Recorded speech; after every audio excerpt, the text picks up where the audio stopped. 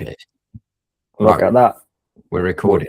We're live. We're in. We made it. Wow. For anyone listening, it's just taken us nearly 20 minutes to get into the link. Yeah, it's 20 minutes short, guys. Yeah. Everyone good? That was funny. How are we? We good? Yeah. Yeah, all good. Actually, half good. Shit day. Today is just today needs to end and then we need to wake up tomorrow again. But it's nothing that I need to share here. It's just how today's going. So I can't believe it's Monday. I keep forgetting it's Monday. So obviously I'm still technically day off, but I've been working for the last half an hour and I've got some more to do after this. But yeah, we got back from Yarmouth about 1:30. So yeah, I was like driving around like being, oh, it's really busy today. I wonder why. Sunday. And then so it was like, it's Monday. I was like, fucking I mean, self-employed life, you don't know what day it is half the day anyway, half the time anyway. But then yeah, with the whole weekend. Yeah. How was your boys' weekend? Good? All good. Isn't it like a mini mission to get back from Yarmouth? It's like 3 hours, isn't it? Yeah, it was 3 hours from the campsite back to Harborough. And it took us like 3 hours on Friday. But yeah, it didn't, I don't know, like driving home, I mean, Zoe split it up, but I drove like 2 and a bit hours today. And I was just like, it doesn't feel like I've driven that far. Because when I drive to Manchester, I feel like that is like a drag.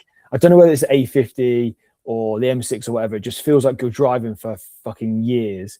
But this was like, oh, going to another new village. Oh, look, there's loads of countryside. It's like, it just feels different, right? I don't know. I think that's it. There's way more to see on the way, isn't it, to Norfolk? Whereas when you just endlessly sat on the motorway for 2 hours, it feels like forever. Yeah. Even obviously I should be concentrating on driving anyway, but it's pretty easy to be like driving 40 and just looking around. Like, and also the speed that you're going, just you lose all like understanding of how fast you're going. So then like 70 doesn't feel very quick, and then all of a sudden you're like, I'm fucking bored now. Do you know what I mean? Yeah. How I get it. But no, it was sick. I know you both asked me on 2 separate calls that we just managed to end up on, but no, it was good. I think it was like perfect, like with last week being mental health awareness week and then being so intense, like it was literally, I think me and Zoe both worked, like she was working like 10-12 hour days, I was doing like 16-hour days. So it literally, I finished like 12:30 on Friday. It was like laptop's down, laptop is staying at home, I'm not taking it with me. And yeah, it was just nice to actually like have the 4 days to be like such an intense week. And then the importance of actually switching off, like on Sunday, yesterday, it was like Zoe had to just do some admin for 2 hours. And I was like, oh, what do I do? It's like, do I get my iPad up, do some sketching for stuff? And I was like, you know what? No, I'm just going to fucking sit and watch some shite TV on ITV1 and Channel 5, whatever else is on the Freeview. I'm just going to mong out and watch like UK Border Force. Something really rubbish. So I was like, I just need to yeah. But like just something so mundane and just like have my brain not have to think about anything.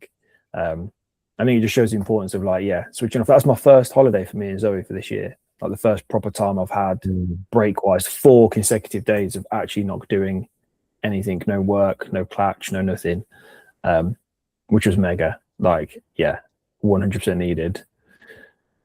It feels nice. We were the same when we went to Leamington the other week. It's the same. Just like a weekend with no agenda, which is just such a rare thing. There's always like, it always turns into something, or when you've got a child, it's a bit different. Like you're always in childcare mode.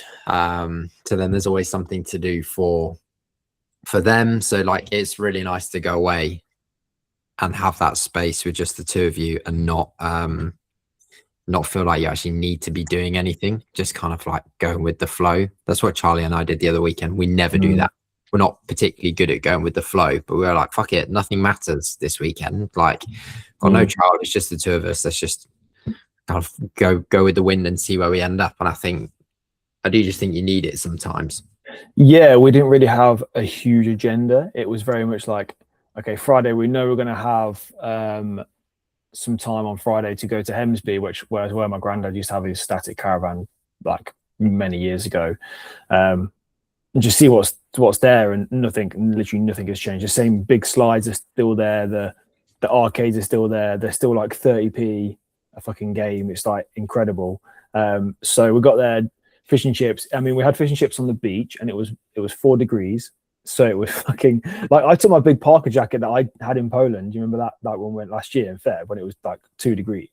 I had to put that on before eating the fish and chips. It was mad. I was like, this is so funny. Just everyone walking around in like fucking big Parker jackets. I was like, this is so British, but everyone's determined to have fish and chips. Yeah, it's the most British thing. Yeah. So good. So yeah, we did that on the Friday. Then we knew we were going to go into Yarmouth on the Saturday, get the bus in and be like, bus wanker, just do that and just go around and not really be like, oh, we're going to go to here, we're going to here. Just be like, whatever happens, we just chill. How far is Hemsby from Yarmouth? It took us like 22 minutes drive, like north from the campsite. You got the bus to go in. We got the bus to Yarmouth, which was about half an hour. We could have drove it in like 10 minutes. But we got the drive up to Hemsby on the Friday. Then on the Saturday, we got the bus because it was outside the campsite. But we also thought like parking wise might be expensive in Yarmouth. We didn't know where to park, didn't know where to go. We thought if we just get the bus, we can just roam, right, and just go wherever. And they had closed like the road for like a classic car show. They had like a V12 Merlin engine, which was like in the Spitfire and stuff. So they fired that up, and it was like proper. Yeah, just chill, like arcades for like 4 hours. I feel like I might have something wrong with me, you know, because like Darcy's got this fascination with buses at the minute, and I can't trust public transport. Like that would stress what you've just explained would stress me out. I need to go in my car. I need control of that situation. We took her on a bus the other day, and I said to Charlie, I was like, you can go on the bus, I'll drive. I'll meet you at the other end. And she was like, what? And I was like, yeah, I'm not getting on a bus to go to Harborough on my day off for it to like possibly then not turn up on time the other end and for us to be sat waiting at a bus stop for 2 hours. Yeah. I was like, I'm just not doing it. I'm sorry. So we can get the bus. We ended up driving to Harborough, and then they got the bus home and I drove home. I can do one journey. That's fine. Yeah. But I need to know that I can 100% get back when I want to get back. And I don't know what that control element is, but public transport stresses me out. I feel you there because we looked at the timetable, and then the bus that was outside the campsite was not the number that was going to be the bus that we thought it was going to be. It was meant to be like a number 5, whatever it was. And number 3, and it said Great Yarmouth. I was like, dude, you going to Great Yarmouth? He's like, yeah. I was like, cool. How much? £3, 2 people. Done. I was like, we're going to turn up somewhere. It doesn't be like we're going to go to Yarmouth. Don't know what end, north, south, or whatever.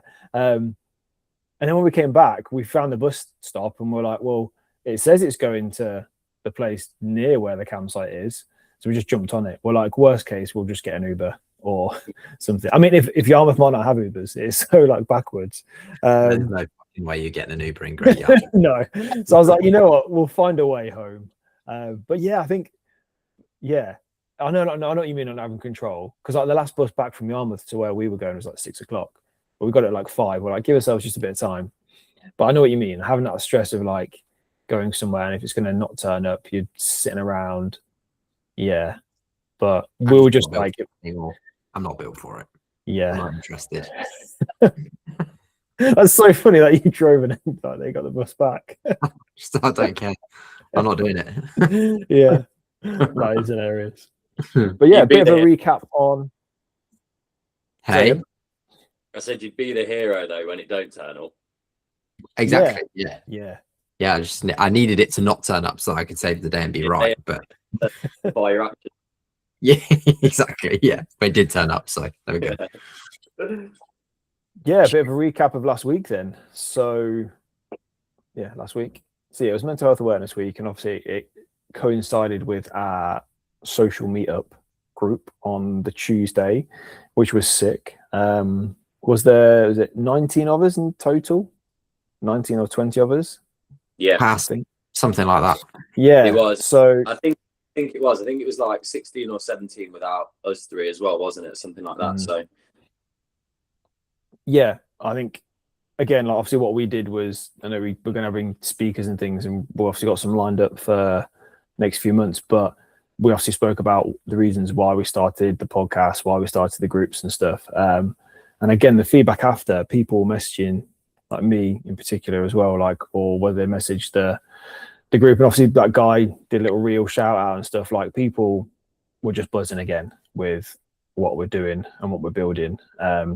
having that kind of like not so formal element to it, very relaxed, talk one's talk. And you know, it was really good that one of the guys who came, who then put into the WhatsApp group afterwards, being like, this was really good, even though he didn't say anything. He was like, I didn't say anything, just absorbed it. But like, that was perfect, because that's literally what it's about. There's people that can share if they want to, and people don't have to share, but they might get inspired or feeling like empowered by something somebody said afterwards, right? It might then, you know, in 2-3 months time, they might feel comfortable enough to share parts of their journey, but either way, it's a space for them to feel comfortable and just listen to open conversations. I thought it was sick. Like, I'm so buzzing for the next one already. I tell you what, I had a moment when because Hayden and I stood downstairs on the door and welcomed people in, and there was a moment where someone turned up and they'd never been before, and they also didn't know any of us, and I was like, that is the coolest fucking thing ever. This guy has decided to give up his Tuesday evening, come along to something that he admitted that he was anxious about turning up to, run by 3 guys that he's never met. He didn't know anyone in the room, and he decided to like put himself out there. I was just like, that's so fucking cool. That literally set me up for the whole night. I was like, this is why we're here. It was just like, I think we keep getting these little reminders of like why we're doing it and why it's important. And that for me was like Tuesdays. I was like, this is why we do this. Unbelievable. I loved it. There was a couple of people that messaged me prior that I knew were super nervous about coming, and to just see them throughout the course of the evening, like just progressively chat to people that they'd never met, and just to sort of sit, listen, and not even necessarily speak, but just nod their heads and agree with what people in the room were kind of saying. I just think it's so fulfilling, isn't it? And I had the same feeling exactly again this time that we did last time, where I left, and I just felt so inspired by it and so motivated by it again. Yeah, it's there's like no doubt in my mind that it's what people need. No doubt at all. But I guess 100%. And I feel like for me in particular, I'm so involved, engrossed in my day-to-day of what I do, like whether it's freelance work or Clutch, and I feel like I'm so like got my blinkers on and be like, okay, I've got to get this done, and it's like, right, we've got the meet up, and then I you know, like just dive right into that, and then I'll leave and be like, oh, okay, it is really good that we have this kind of like outlet for people that are probably in the same situation. They're self-employed, they're just so involved with work that they almost forget about other things, forget about potentially talking about their feelings, forgetting about connecting with other people that are like-minded. And just haven't come away from that group, like you said, Joe, like feeling really inspired and motivated. And it definitely, like the area definitely needs it. Do you know a big thing for me as well is that I think a lot of the people, myself included, you guys probably included, sat in that room. It's probably the first time since probably school where they've sat in a room full of like 15 other guys and actually just spoke to everybody or listened or like and not felt judged by it. That's the big part of it, is not feeling judged by being in that room. Because even in our friendship groups, you'll have times when you'll express an opinion or a feeling and you're going to feel judged from it. Whereas to be in a room where everyone just sort of wants to listen to what you say and take it on board, I think is something that's really rare. Yeah, I think that's the biggest thing as well. Like everyone wants to be there. No one's been dragged in kicking and screaming, are they? Like everyone, whether they have like the pre-event anxiety or not, and that pre-event anxiety that could be sort of perceived as not wanting to be there, but internally they do want to be there. And I think that's why it has such like a positive dynamic, because everyone in the room to some degree wants to be there, and everyone is going to get something different from being in that environment. For some people it's going to be that they feel like they have people that they can open up to. Some people it's just going to feel like, I just want to be in a room with other guys and listen to their conversation, feel like they actually I feel like they get it from what they say. Everyone's going to get different things and need and want different things from it, but I think the big thing is that it's all voluntary, isn't it? Everyone wants to be there. So I think what I saw that was really nice is I saw a couple of friendships looking like they were forming a little bit, like, you know, where two guys were chatting in a way where you could see they were on the same page with each other, and you think as that goes on, they might get a really like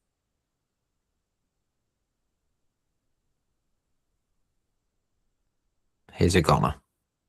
genuine friendship. It wouldn't be if I didn't lag out. Yeah, I know. Yeah, it's like, I lag out in fucking 15 minutes. Yeah. As a summary, I think I got was basically there's going to be friendships forming, and I feel like we had that with the running club, right? Like, there's people that kind of knew each other beforehand, slightly knew each other. There's people that have come into it, and obviously what Liam does with the basketball now, like he's got, bless him, there's like 12 people that turn up now, and a lot of them didn't really know each other, or they might bring a mate, and then people now come to the running club and all those types of things. So you get those friendships forming that wouldn't have potentially, like, you wouldn't form that if you'd gone to the pub in that pub environment. For me anyway, my personal opinion is you wouldn't go to the pub and get 15 lads to sit around and talk about what we spoke about, right? So it's a completely different environment, but still having that social element of that in there. And I think the biggest thing as well is the fact that they've given up their time to be there for something that we've organized. And for me as well, I guess some topics we wanted to kind of touch upon anyway with this is like there's so much noise going on in the world that it's like so nice to come into a space where there's nothing. We don't go on our phones, we don't do this, we don't do that. It's just a nice environment that we can just almost block out everything else that's going on and just be present at that time for the hour and a bit, whatever it is. Just be present with like your feelings, be present with everybody else, be present with connecting with other people. Yeah, I think that's a massive part of it. I not really thought about that, to be fair, but like no one looks at their phone, everyone's just in the room. Because like actually there is a very negative feeling going on in the world at the minute, isn't there? And I think to be able to be locked in a room where positive for an hour is something we all need. Yeah, for sure. And like obviously me in particular, I'm not necessarily political, and I know we spoke just quickly before in the WhatsApp group about like whether we bring up politics or not, but I think it's important that we kind of address things are happening and how they may affect people. So for me, for example, like I used to vote, and I'm not voting in a couple of years now or whenever it is, because I voted for things that I thought were going to benefit me, and then they haven't.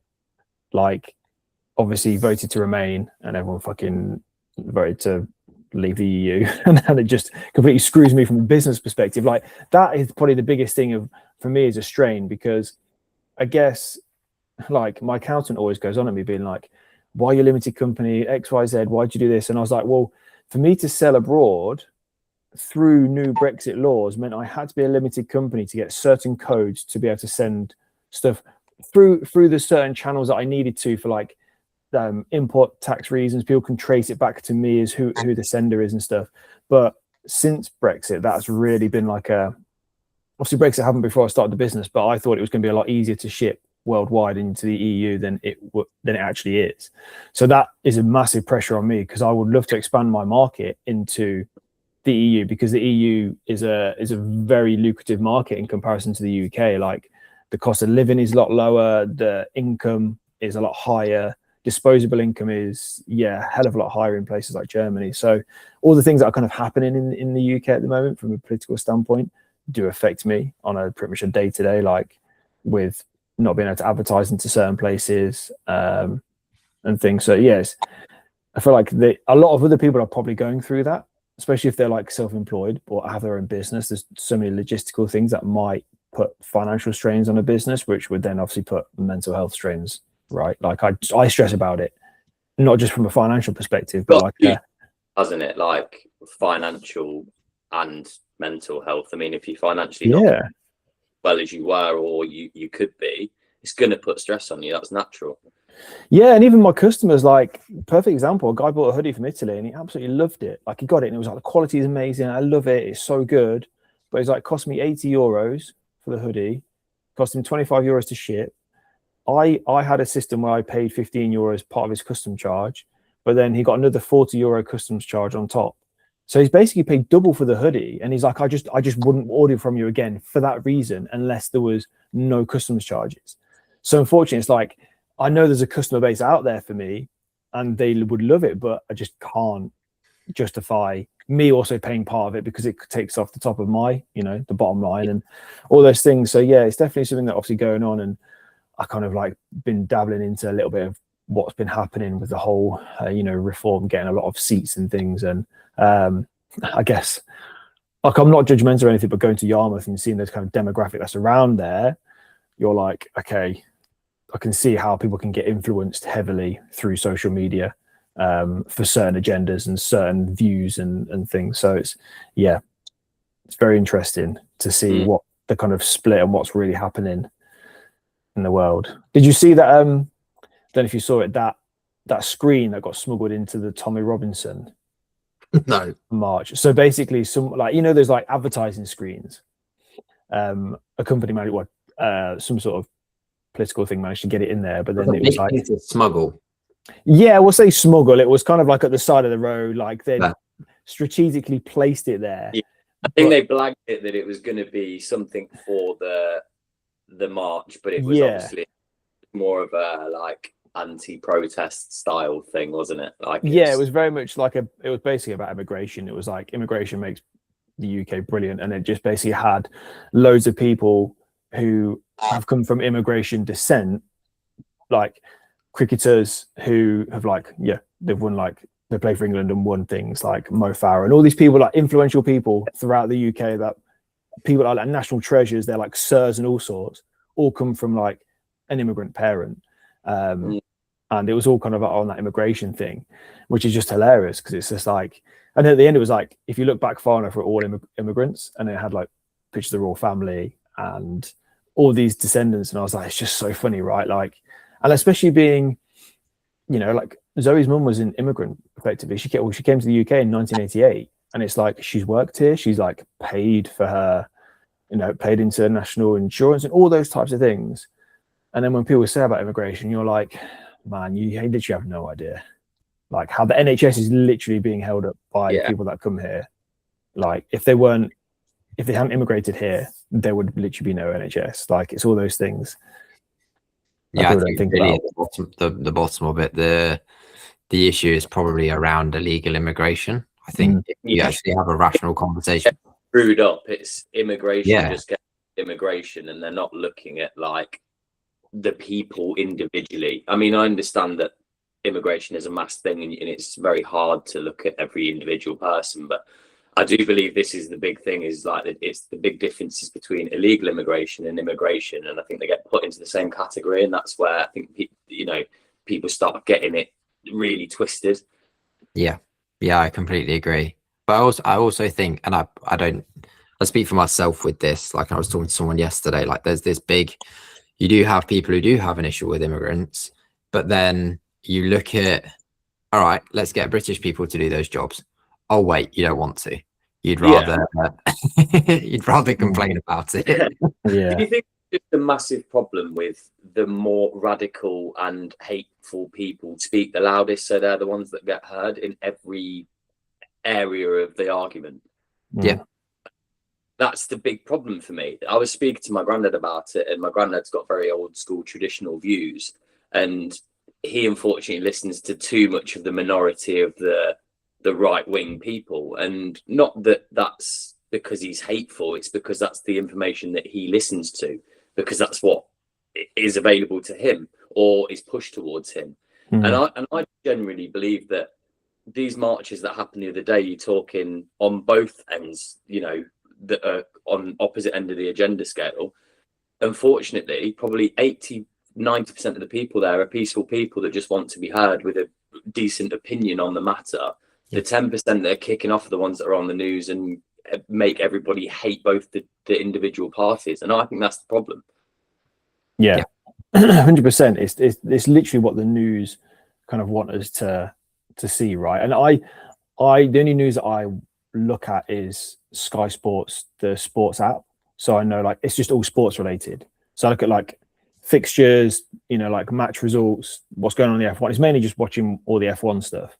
But I don't actually watch news. Actually, the first time I watched news for maybe a couple of years, like actually switched on the TV, was my parents picked us up the other week to go see David, and it was when someone tried to shoot Donald Trump, and I was like, fuck, he's dead. Great, let's have a look on the TV. Like, I know it's a really bad thing to say, but like, I was like, someone's actually done it, because people have tried to, like, put a hit on him and then turn the news on. I was like, he's not. I was like, great, okay, cool, turn it off. But apart from that, I don't watch the news for that main reason, is because there's just so many different agendas, right? And like you said, Joe, like there's the people that are the loudest, always the one that get on there.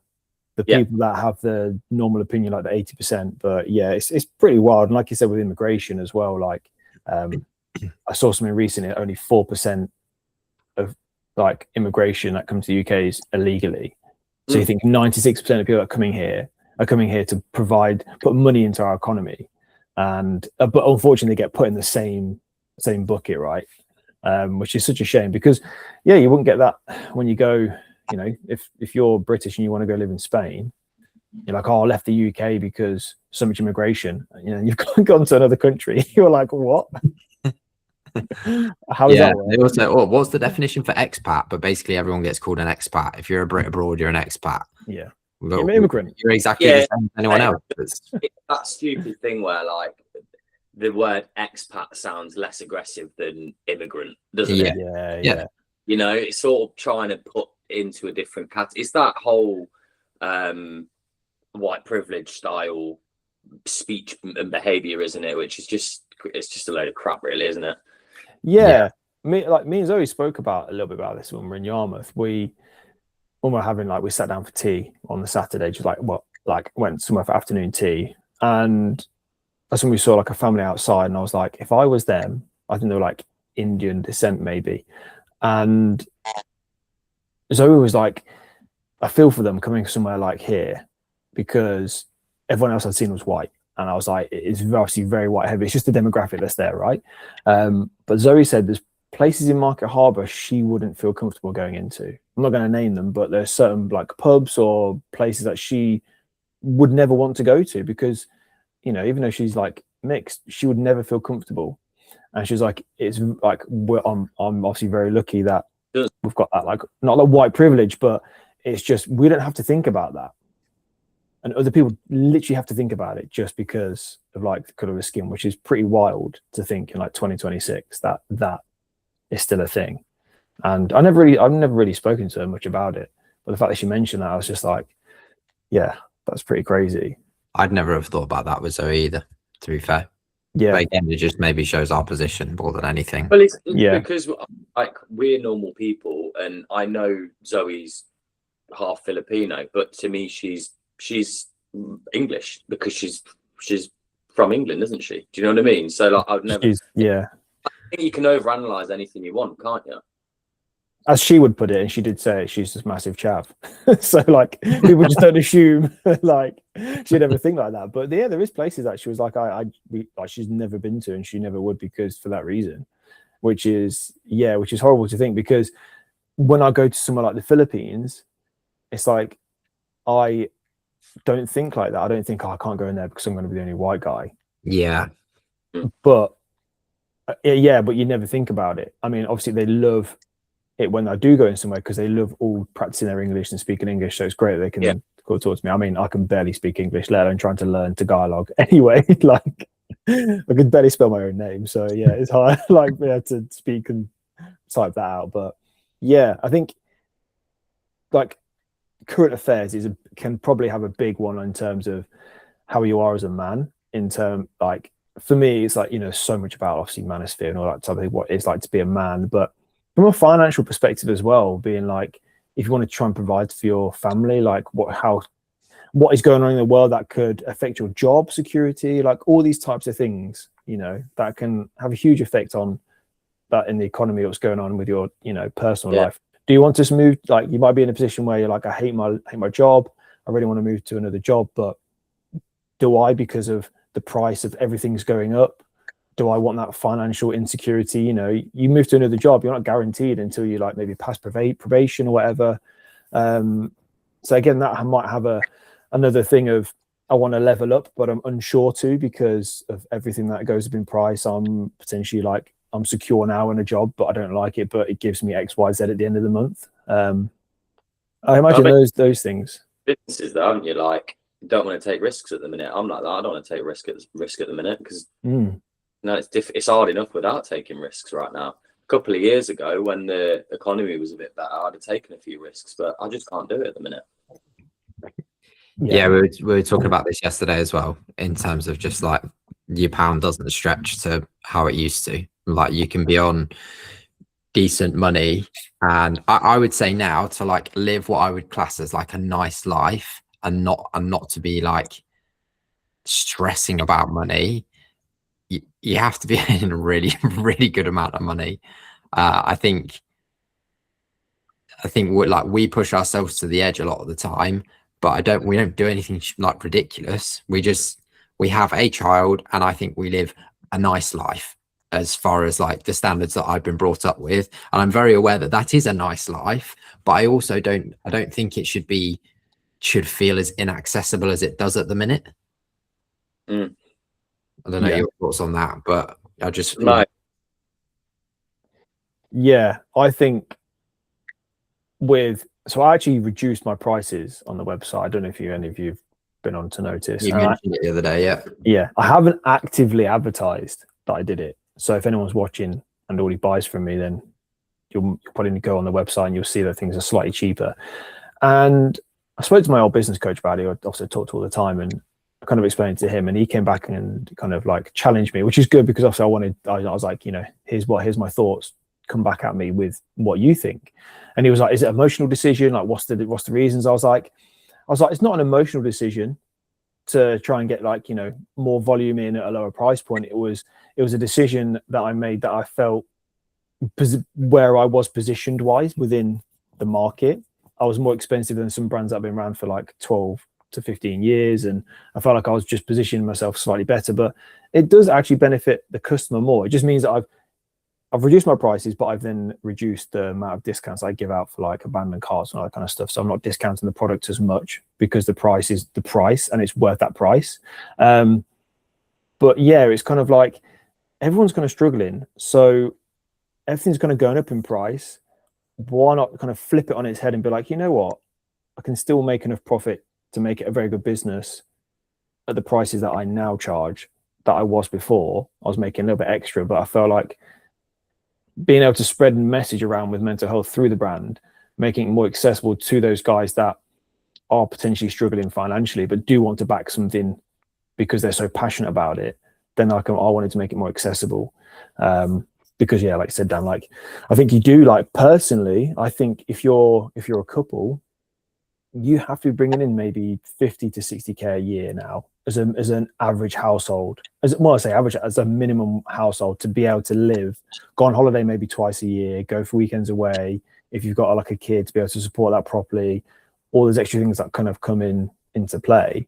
Like, I think you've got to be bringing in a decent amount, which is, I think 60k is quite a lot. Right now. Say again? I'm going to check what the up-to-date minimum wage is right now. 12 something. Yeah, which I think would be quite interesting to. Basically, but I had this discussion with my mum probably a year or so ago, and she was saying, like, I can't find anyone. No one's applying for the admin roles at the college. And I was like, how much is it to sit and do admin? And I think it was like 22k a year. And I was like, well, yeah, obviously, because no one can fucking live on 22k a year. 22k a year to do admin at a college, and pay all your bills, pay tax, eat food, and by the end of it, you've got about 10 quid to do something exciting with. That's why no one's applying for it. So, do you know what's quite interesting? So I just looked at what the minimum wage is as today. Is the median, so I think this means like before they've taken tax off, is 39,000 a year, which I think that's quite high. Like the UK average. Yeah. So that's more than I thought it would be. Yeah, mate. Yeah. Which and this is a good point, because do you know the amount of lads that I know that are on about 25k a year? Yeah. So that probably goes to show how fucking like 40. So if you've got two people in the household, it's 80k a year, and I bet there's nowhere near that amount of people that we know that are on that amount of money. Yeah, No. I'm surprised that's the average. I'm really It's, surprised. yeah, I mean, this could be, it's ChatGPT. So I believe let's- you. I believe you. Yeah, I believe Yeah. chat. Yeah, Chat it says part-time 14,700 and full-time 39,000. wow. Based on London.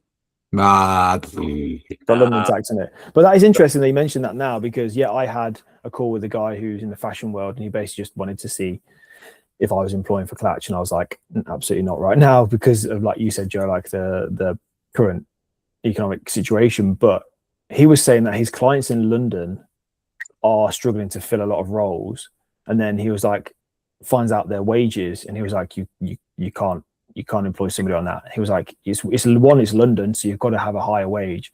So a lot of fashion brands and a lot of fashion houses are in Manchester. I know you've got like Represent, Adenola, and all those kind of people up there, Castor. They struggle sometimes to find jobs because they advertise at a lower price point. But then, like, you're never going to fill that role, or you're going to get a higher turnover retention because of it. You've got to pay for people's expertise now. But I think, when I left uni, it was like, if you earned a job earning 21k a year, that was fucking good. And that's what I was on when I was one of the managers at Urban Outfitters. And at that time I was like, that's pretty good for, I mean, I was working like 60 hours a week, but like, it was kind of like, that was pretty good when you get to that level. But now if you came out of uni and said, okay, I give you 21k a year, but everyone would be like, you fucking what? No, thanks.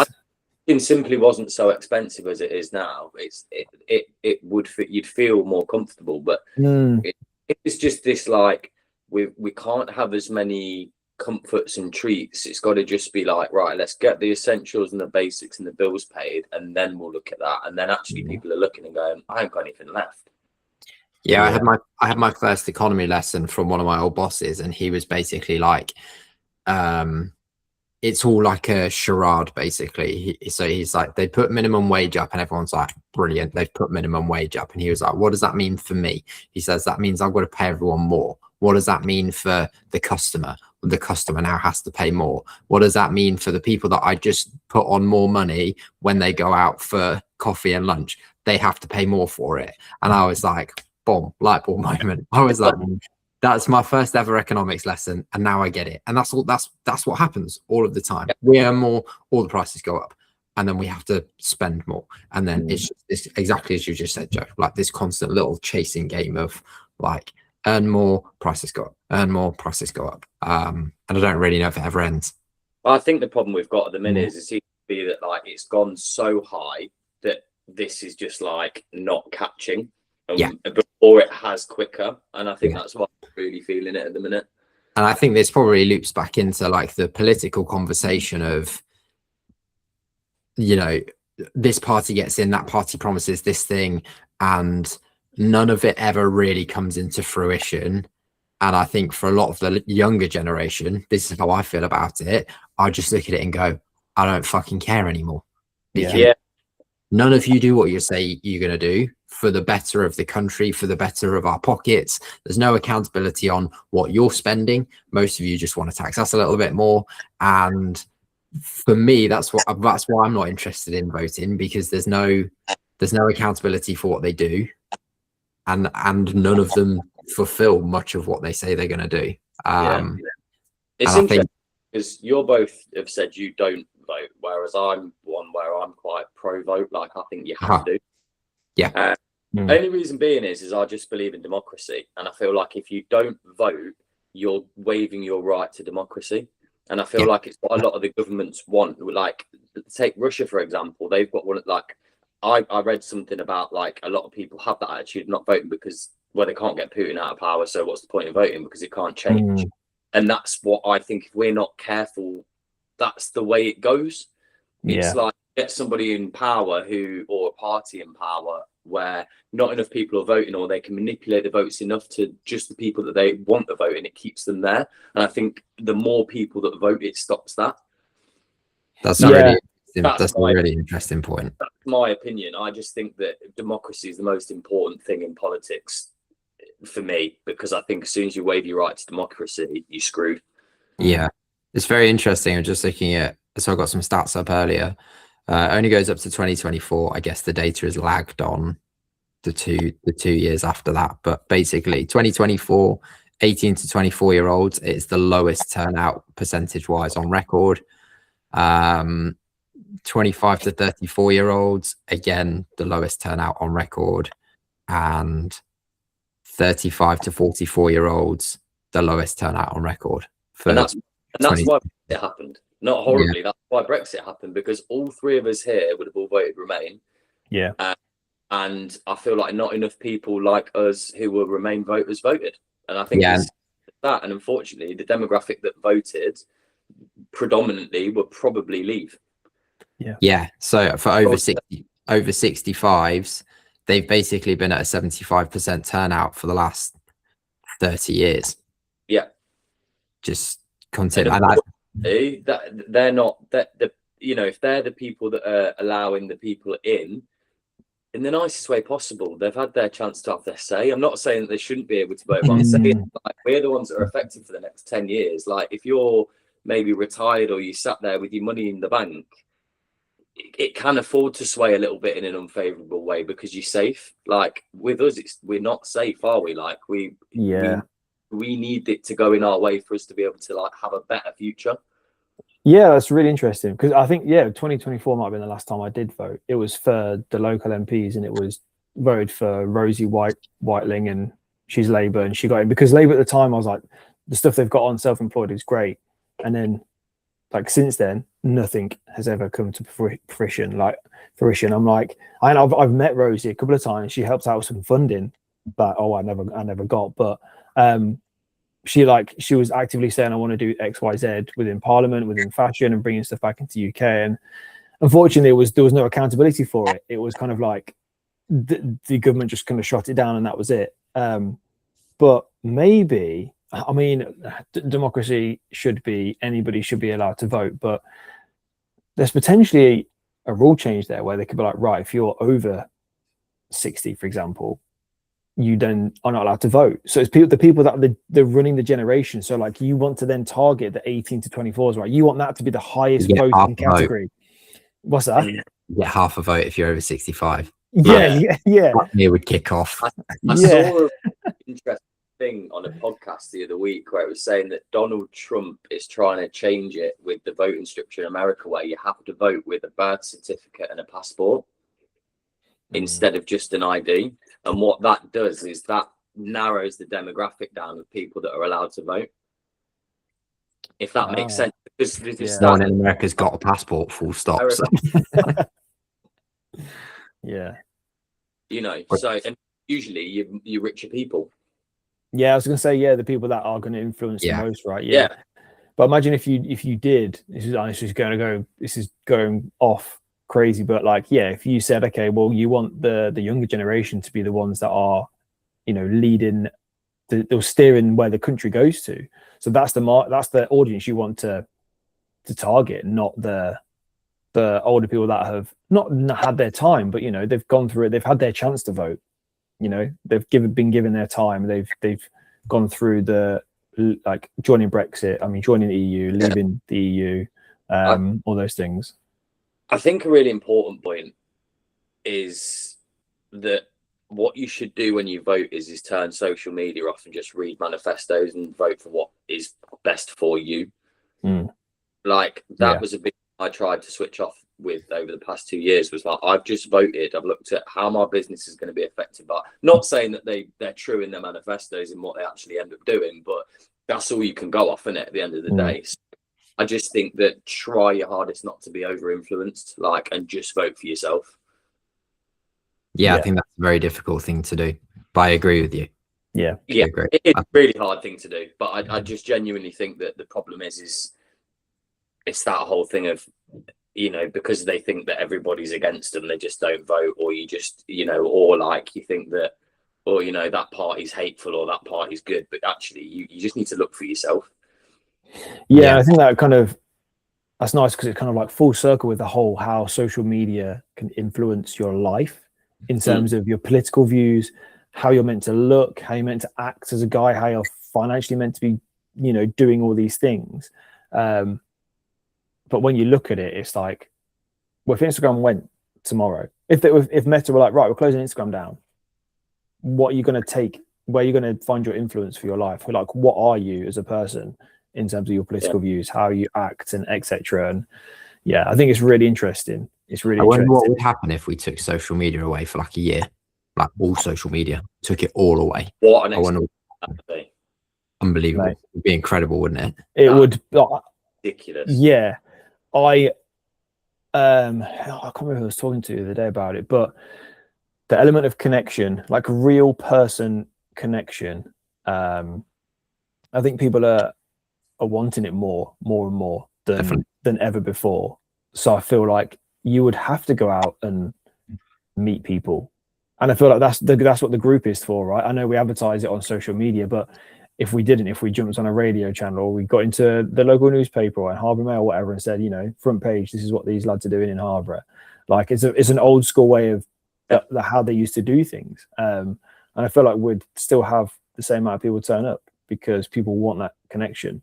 I think that's why it's still important. Like it's so important what we're doing, because it is that time to almost be like, right, I'm not looking at my phone for the next hour because I'm focusing on being here. Oh man, if social media went tomorrow, it would be an amazing experience to be like, please, someone. So I just saw apparently one of the top like world crises at the moment is that someone's hacked something.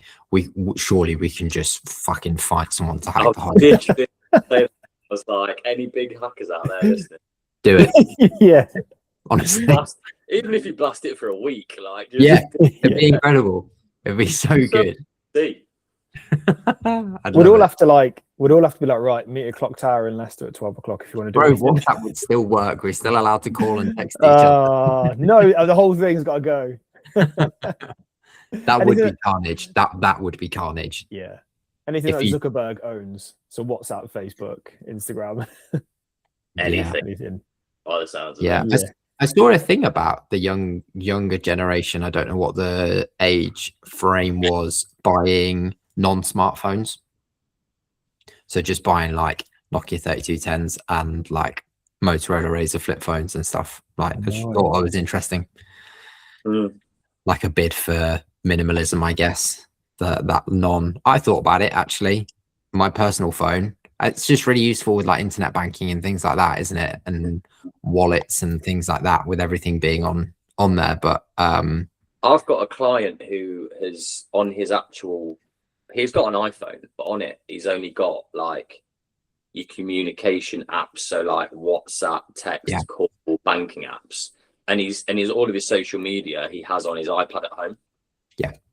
So like it basically disconnects him in the daytime, and I thought that was a really cool idea. That's what this has been brilliant for, the double phone scenario. All my socials is on my work phone, so if I don't have my work phone, I've got no socials, and I love it. It's the best. Yeah. Clever idea, mate. Really, I just got into a horrible habit of then bringing this along just in case, but it's just in case nothing really. I don't need to do. It's like picking a scab, though, isn't it? Like you pick a little bit, and then you start picking the whole thing. And do you know what I mean? It's like once you look at it a little bit, you look at it a lot. And you just slot straight back in, aren't you? Yeah. It's interesting. I've thought about that. Do I have one just for Clutch where it's like, okay, I know that I have no socials on my actual phone, but yeah, it's interesting. What I thought was interesting as well, being at the caravan park I was at, everything was QR code, and I was like, but everyone here is like over 70, so like I don't get, they're really like not playing to their audience there. Like everything's like, you're about to stumble on one of my biggest pet hates of recent times is how a fucking waiter walks up to my table and won't take a food order and will make me scan a QR code to fucking do it. I'm like, you're stood right there, take my food order. Like I don't want to go on my phone to order my food. I want to give you, like, what's wrong with the traditional method of that? Why have we had to make that easier? But you think about it, I'm the opposite. I can make a food order and not have to talk to you. Perfect. But don't do this in the middle thing where like you come over as a waiter to tell me to do it. Like just like you're already there. You know what I mean? Yeah. Nando's have been doing that for years, haven't they? Like you've always had to go up and order Nando's, like a fast food restaurant, and then you go and sit down at your table. And it's like if they come over and you then say like, oh, can I get some mayo or whatever? They're like, yeah, go up and order it 'cause it's 30p. You're like, what? Just give me some sauce, man. Yeah. I got to shoot. Yeah. So, which means everyone's got to shoot because I'm in charge of this recording. That's good. Hey, Well, boys, we were political. That was interesting, wasn't it? we tried. I feel like we should come with a bit more firepower next time, and I feel like a bigger discussion on it would actually be really interesting, especially because you've got a different view, Joe. And I liked what you said as well. So I feel like we should maybe just. I completely understand your boys' point of view as well. And I think that's the beauty of all of us boys. We're just impartial, aren't we? Like, it's just interesting to hear what people think. Yeah, it is. Yeah, exactly that. When are we going to release this? Should we release it today? I can't do that. I don't know why. I don't know why I even floated that. I can't do that. Anytime this week, it doesn't really. If we've got time this week, we can do it. All right, I'll do this tomorrow. So, but it doesn't matter to anyone that's listening to this right now because you're going to be listening to it. So it's been released. The big one is subscribe on Spotify, subscribe on YouTube. They the two. Yeah. We're running with those two. The end. Give us a 5-star rating. Write a comment saying nice things. That's all we need. Cool. Living the dream. Good one, boys. Yeah, boys. Peace out. See you later.